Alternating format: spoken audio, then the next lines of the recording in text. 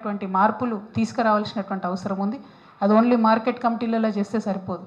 నిన్న ముఖ్యమంత్రి గారు ఏమన్నారు, 42% ఇయ్యంది నేను ఎన్నికలకు పోనన్నారు. నిన్న క్యాబినెట్ ఏం తీర్మానం చేసింది, సర్పంచ్ ఎన్నికలు 42%తో మేము పార్టీల వారీగా ఇచ్చుకొని పోతాం.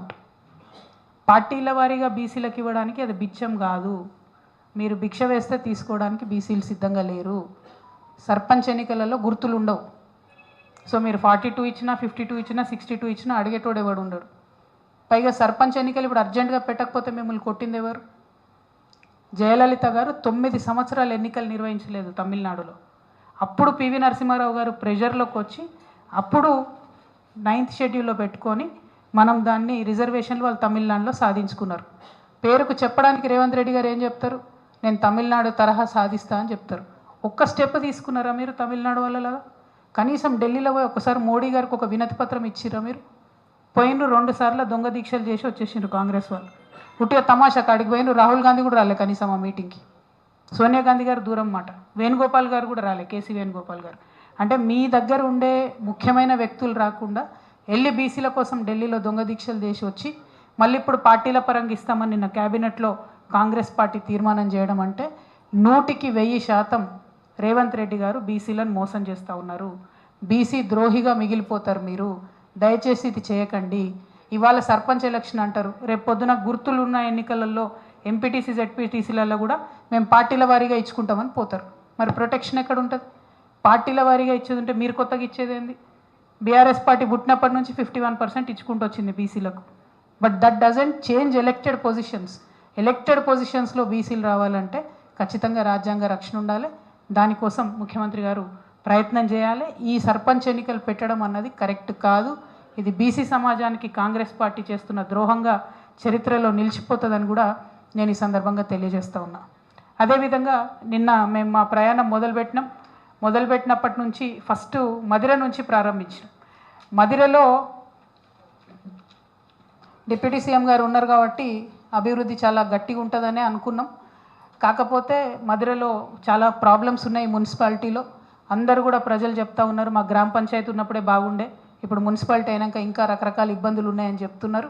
ఆ ఇబ్బందులు లేకుండా త్వరితగతిన పూర్తి చేస్తారని చెప్పి మేము డిప్యూటీ సీఎం గారిని డిమాండ్ చేస్తూ ఉన్నాం. ఎట్ ద సేమ్ టైం అంతకుముందు బీఆర్ఎస్ కట్టినటువంటి 100 పడకల హాస్పిటల్ను 2 సంవత్సరాల నుంచి బట్టి విక్రమార్క గారు తాళమేసి పెట్టిండ్రు. కేవలం బీఆర్ఎస్ పార్టీ క్రెడిట్ పోవద్దని. కానీ ఇబ్బంది పడేది మీ మదిర ప్రజలన్న విషయం దయచేసి బట్టి విక్రమార్క గారు గమనించుకొని త్వరితగతిన ఆ హాస్పిటల్ ఓపెన్ చేయాలని కోరుతూ ఉన్నాం.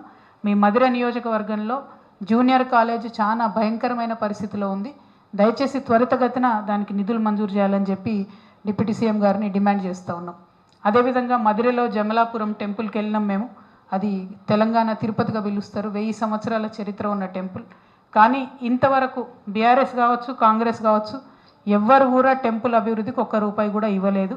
అక్కడి వాళ్ళందరూ కూడా డిమాండ్ చేశారు, ప్రభుత్వం నుంచి మాకు వసతులు కావాలి, ఇక్కడ ఇంకా ఫెసిలిటీస్ కావాలి, మమ్మల్ని పట్టించుకుంటలేరని డిమాండ్ చేసిండ్రు.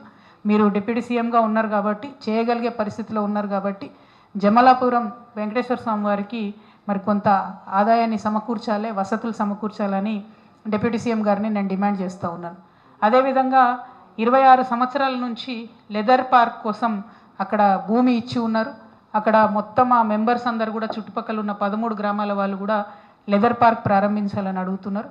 కానీ అక్కడ గ్రామస్తులేమో దాన్ని వ్యతిరేకిస్తున్నారు, మాకు వాసన వస్తుందేమో, స్మెల్ వస్తుందేమో అని. నేను డిప్యూటీ సీఎం గారిని కోరేది ఒకటే, ఆ భూమి దళితులకు ఇచ్చి ఉన్నారు, ఆ సొసైటీలో ఉన్నది కాబట్టి మరి ఇంకేమన్నా ఇండస్ట్రీ పెట్టగలుగుతారా?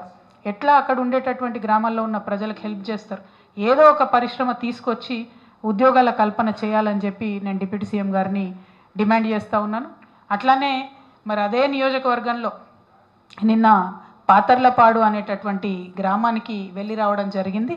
మరి అక్కడ సామినేని రామారావు గారు అనేటటువంటి పెద్ద మనిషిని దారుణంగా హత్య చేసి చంపి కూడా 20 రోజులు అయిపోతూ ఉంది. ఈ 20 రోజులలో కనీసం పోలీసు వాళ్ళు ఎఫ్ఐఆర్ల పేర్లు నమోదైనటువంటి వాళ్ళని కూడా విచారించలేదని చెప్పి అక్కడ ఉన్న వాళ్ళు చెప్తా ఉన్నారు. ఇది చాలా తీవ్రంగా పరిగణించాల్సినటువంటి విషయం. ఎందుకంటే రాజకీయ హత్యల్లో ఇది మొదటిది కాదు, ఇది 3వది. డిప్యూటీ సీఎం గారి కాన్స్టిట్యున్సీలో 3వ